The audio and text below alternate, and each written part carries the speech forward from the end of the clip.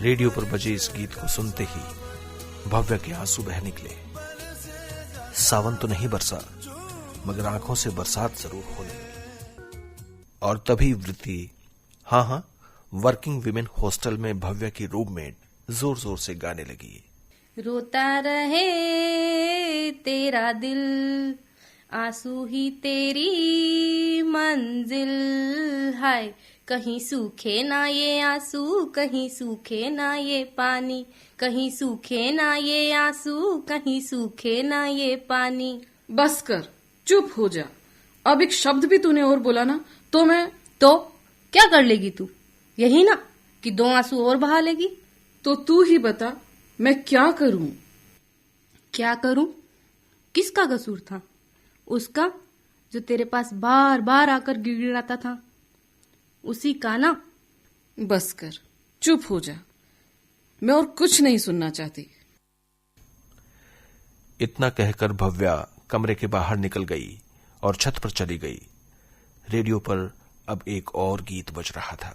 गीत सुनकर वो और उदास हो छत के ही एक कोने में बैठ गई। आसमान में मुस्कुराता चांद उसका उपहास उड़ा रहा था, मानो कह रहा हो, मैं तो अपनी चांदनी के साथ हूं, तुम्हारा प्रीतम कहां है?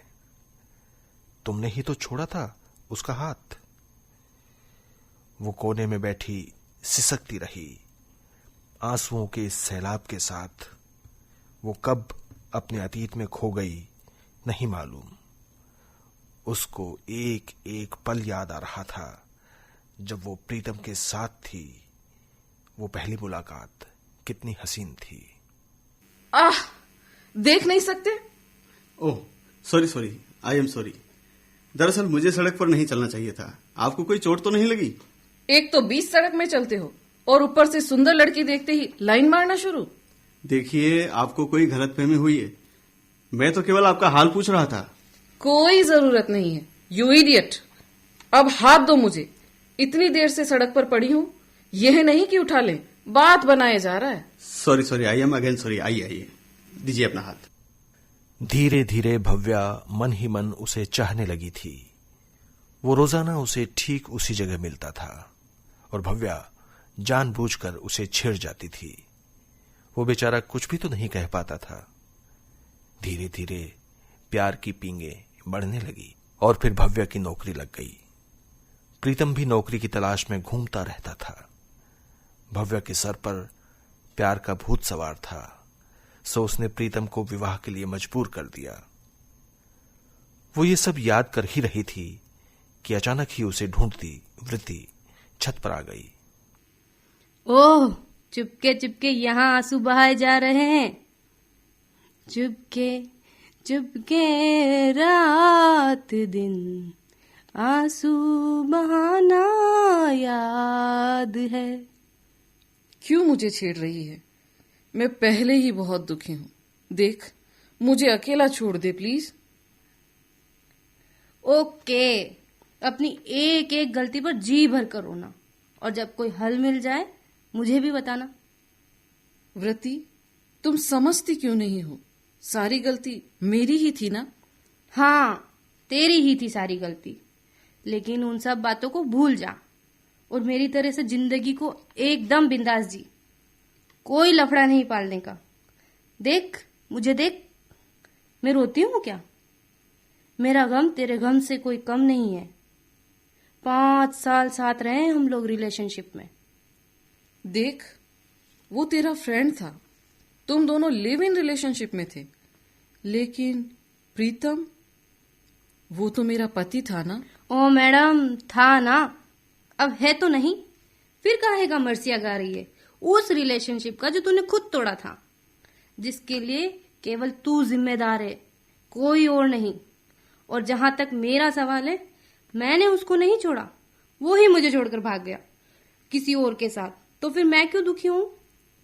वृत्ति, ये तो ठीक है, उसे मैंने ही छोड़ा था, पर वो मेरे पास आ भी तो सकता था। आखिर मैं उसकी पत्नी थी, हो नहीं। और वो कैसे आता तेरे पास? वो तेरा ही अहंकार था ना कि तू पत्नी होकर उससे कई गुना ज्यादा कमाती, और वो बिल्कुल कम। लेकिन क्या ये सच नहीं है? वो कितना करके भी सोसाइटी में मेरे लेवल पर नहीं आ पाया। देख, मैं जहां तक समझती हूँ वो खुददार इंसान है, और जब वो कमाता ही कम था तो बीवी के पैसे से थोड़े ही ऐश करता। मैंने लाख कोशिश की वो बदल जाए।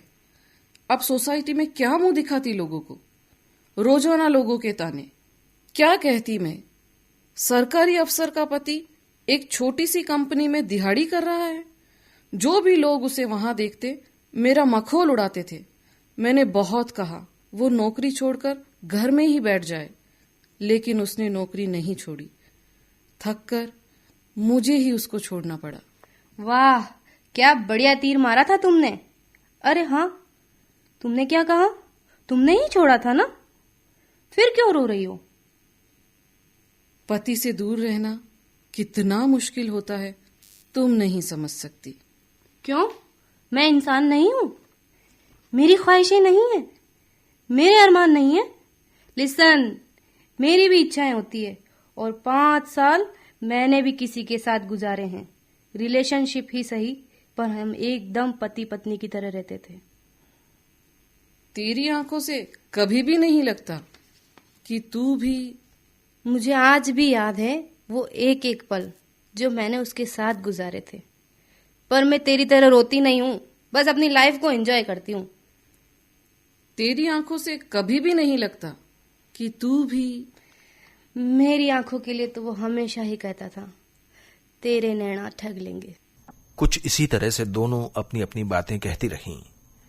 चांद दोनों की दास्तां सुन रहा था, एकदम मौन सा थे। तभी वृत्ति ने मन ही मन ठान लिया कि वो भव्या को उसके पति से मिलवाएगी।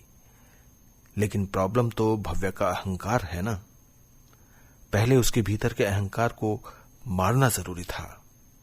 वो सोच रही थी, काहे का नारी मुक्ति आंदोलन, बर्बाद कर दिया इसने हम औरतों को।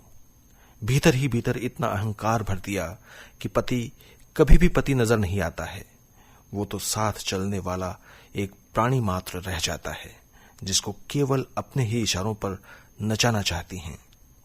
इनके हिसाब से तो हर आदमी को बीवी का। और फिर वृत्ति ने वो किया जो उसने सोचा था। एक दिन अचानक ही वृत्ति प्रीतम को लेकर भव्या के सामने आ गई। ओए कुड़िए, ए फड़, तू आड़ा ही है ना? ओए मैडम, ये गंगा जमुना सरस्वती छोड़ो। एक तो मैं इतना बड़ा तोहफा लेकर आई हूँ, और ये मैडम है जो बस समंदर बहाए जा रही है। भव्या गुमसुम कुछ भी ना कह पाई, बस आंखों से सावन बरसता रहा।